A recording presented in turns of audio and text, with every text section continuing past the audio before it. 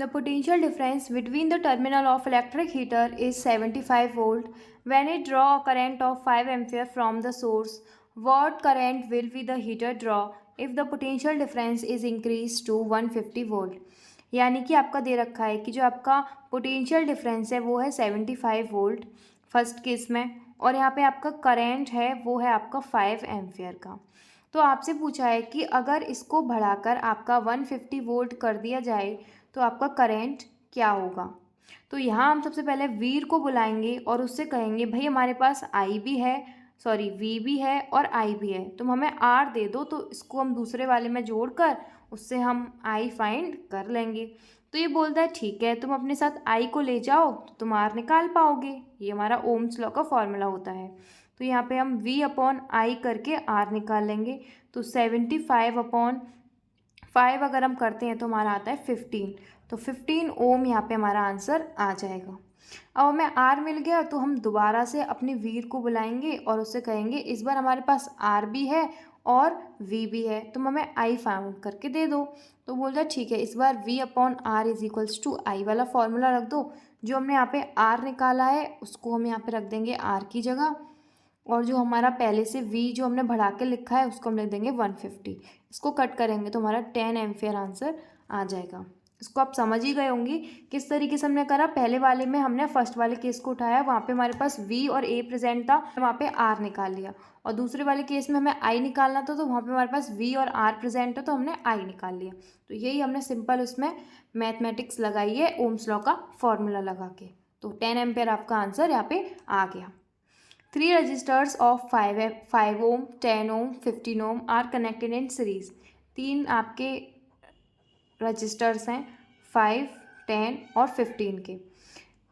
12 volt की आपकी battery लगी हुई है विथ 12 वोल्ट पावर सप्लाई। यहाँ पे 12 वोल्ट की आपकी बैटरी लगाई हुई है। यहाँ पे कैलकुलेट करना है आपका कंबाइंड रेजिस्टेंस। तो पहले वाले केस को देखते हैं। यहाँ पे आपका सिंपल कैलकुलेशन होगी क्योंकि सीरीज में लगे हुए हैं, तो सीरीज का फॉर्मूला क्या होता है R1 plus R2 plus R3 and so on. 3 resistors हैं, ऐड कर देंगे 5 plus 10 plus 15 is equals to 30 ohm. आपका आंसर यहाँ पे हो जाएगा। फर्स्ट वाला केस हमारा कंप्लीट हो चुका है, 13 ओम आंसर आ गया। अब करंट बताना है हर एक रजिस्टर से। तो आपको बता दूं कि सीरीज़ में जो आपका करंट होता है वो कांस्टेंट होता है। कैसा होता है? कांस्टेंट। और पैरेलल में जो वोल्टेज होता है वो आपका कांस्टेंट होता है। तो यहाँ पे करंट है और सारे सीरीज़ में लगे हुए हैं तो वो आपका हर एक से सेम होगा। तो यहाँ पे V है हमारे पास 12 और हमारे पास R है हमारे पास 30। तो हम फिर से वीर को बुलाएंगे और उससे कहेंगे कि भाई इस बार हमें आई चाहिए। तो वो बोलता है v upon R is equals to I. तो यहाँ पे 12 upon 30 is equals to I. इसको कट करेंगे तो यहाँ पे ये 15 और ये 6 हो जाएगा। इसको 3 से कट करेंगे तो 5, 2, तो यहाँ पे इनको कट करेंगे तो यहाँ पे 0.4 आपका आंसर आ जाएगा। तो आपको करंट कितना आया है? 0.4। तो इससे भी 0.4 होगा, इससे भी 0.4 होगा और इससे भी 0.4 होगा। अब यहाँ पे पोटेंशियल डिफरेंस निकालना है हर एक रजिस्टर से। तो ये तो आपका वेरिएबल होता है तो हर एक में आपका अलग अलग आएगा। तो एक आपका रजिस्टर है 5 का, एक 10 का और एक 15 का, और करंट तो आपका सब में 0.4, 0.4 और 0.4 सप्लाई हो रहा है। तो ये आप वीर से निकाल सकते हो, v is equals to I into R. तो आई इंटू आर हमने यहाँ पे कर लिया है। तो यहाँ पे हमारा आ जाएगा, इनको मल्टीप्लाई करके 2, यहाँ पे आ जाएगा 4 और यहाँ पे आ जाएगा हमारा 6। तो ये आपको समझ में आ गया होगा, और आपको कोई भी दिक्कत है तो आप मेरे से कमेंट बॉक्स में पूछ सकते हो। अब हम करते हैं ये वाला क्वेश्चन।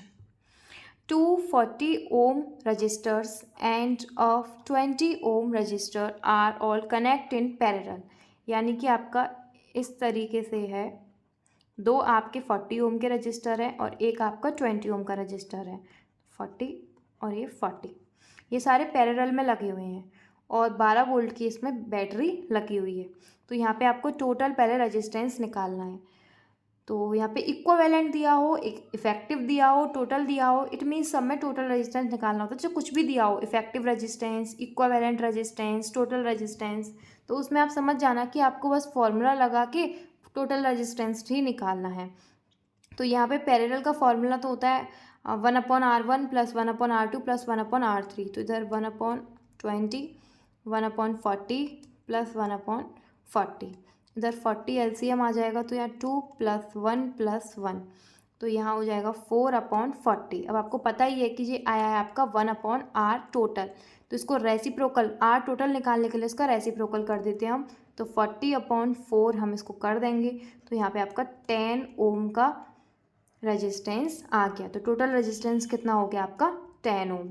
अब यहाँ पे आपको करंट निकालना है हर एक रजिस्टर से। अब यहाँ पे तो अलग होगा क्योंकि जो आपका पैरेलल में करंट होता है वो आपका वेरिएबल होता है, तो यहाँ पे हमें सारे से करंट हम निकाल सकते हैं। तो हम इधर एक करंट निकालें हर एक रजिस्टेंस से, तो आपका 40 के थे उनसे तो सेम हो जाएगा, और आपके एक था आपका 20 का, तो इस तरीके से हम निकालेंगे पहले इसको। तो हमारा रेजिस्टेंस कितना आया 10 ओम, और बैटरी हमारे पास कितने की है 12 वोल्ट की। तो यहाँ पे हम रेजिस्टेंस को इसको नहीं लेंगे, इसको हम टोटल निकालने के लिए लेते हैं, पहले हम इनको अलग अलग रखने की कोशिश करते हैं। तो चलो हमारा V/R = I वाला फॉर्मूला इसमें यूज़ करते हैं। तो V/R में हम रखेंगे 12/40, और एक बार हम रखेंगे 12/20। तो इसको जब हम कट करेंगे तो यहाँ पे हमारा आ जाएगा 0.3, और यहाँ पे हमारा आ जाएगा 0.6। तो ये आपको समझ में आ गया होगा। और जब हम टोटल निकालेंगे तो 0.3 प्लस 0.6 प्लस इस वाले को 2 बार लेंगे, 0.3 हम यहाँ पे कर देंगे, तो 666 इधर 1.2 आपका आंसर हो जाएगा। आपका टोटल करंट यहाँ पे आ चुका है, और हर एक रेजिस्टेंस से आपका आ चुका है। ये आपका 2 बार लिया है क्योंकि आपके 2 रेजिस्टेंस थे 40 के। तो आपको समझ में आ गया होगा कि किस तरीके से हमने करा है।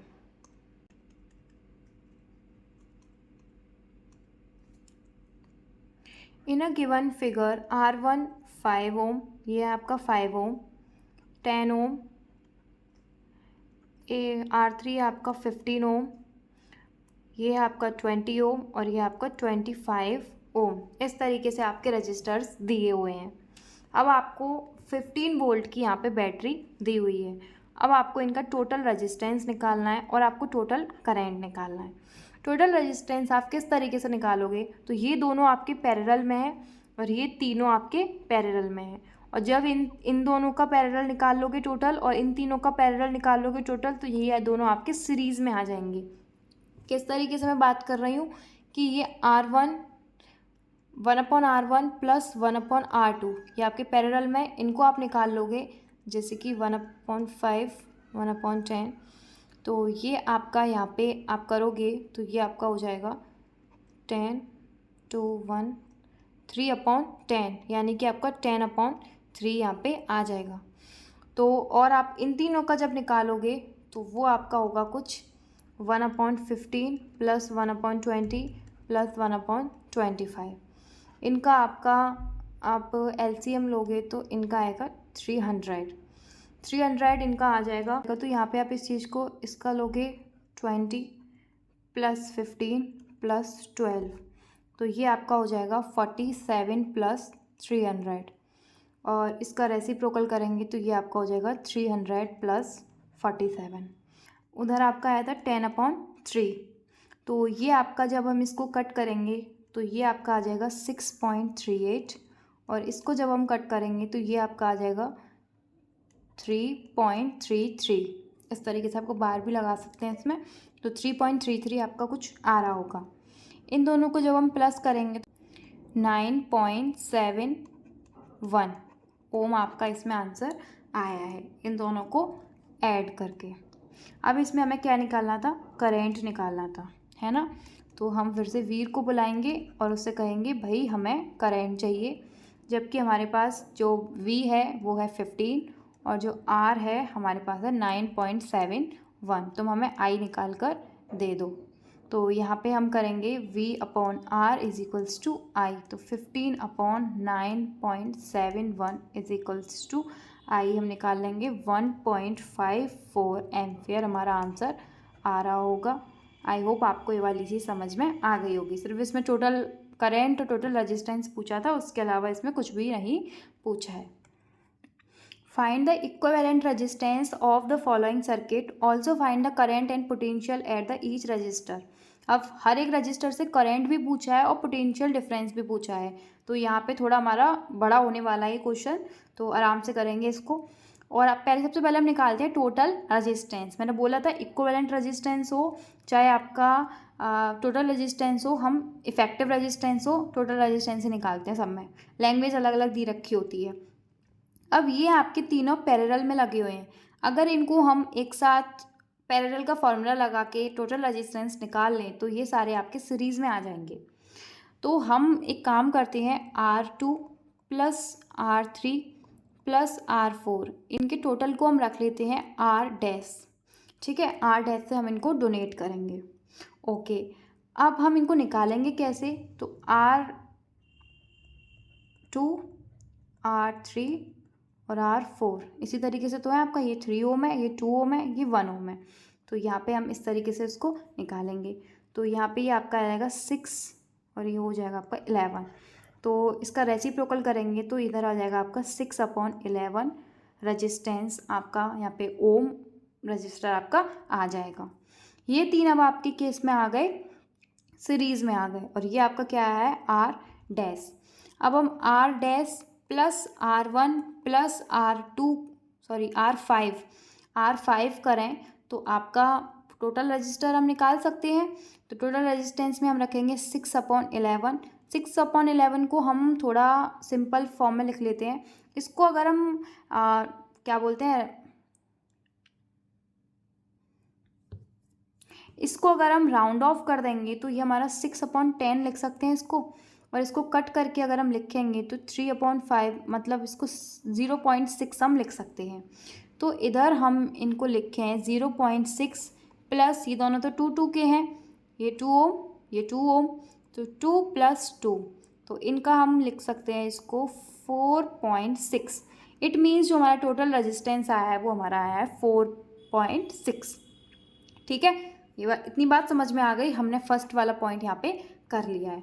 अब हम यहाँ पे करंट निकालेंगे, टोटल पहले करंट निकालेंगे, और हमारा यहाँ पे V कितना है, वो है 9 वोल्ट। ठीक है, तो यहाँ पे हम 9 वोल्ट की हमारी बैटरी लगी हुई है और हमारा रेजिस्टेंस आया है 4.6। अगर हम I की बात करें तो हम 9 अपॉन यहाँ पे 4.6 करेंगे तो हमारा ये कितना आ जाएगा, 2 आ जाएगा अप्रॉक्सीमेटली। ठीक है, तो हमारा अप्रॉक्सीमेटली यहाँ पे 2 आ जाएगा। अब हम यहाँ पे वोल्टेज निकालेंगे हर एक रजिस्टर से।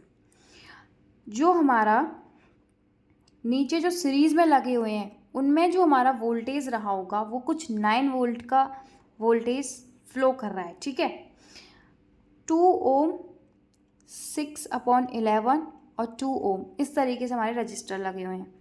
अगर हम इन दोनों में रजिस्टेंस निकालेंगे, इन दोनों का वोल्टेज निकालेंगे, तो हमारा कुछ इस तरीके से आएगा कि हमारा V1 plus V dash plus V5। समझ रहे होंगे मैंने ऐसे क्यों लिखा है। अब रजिस्टर निकाल के आया अभी रेजिस्टेंस।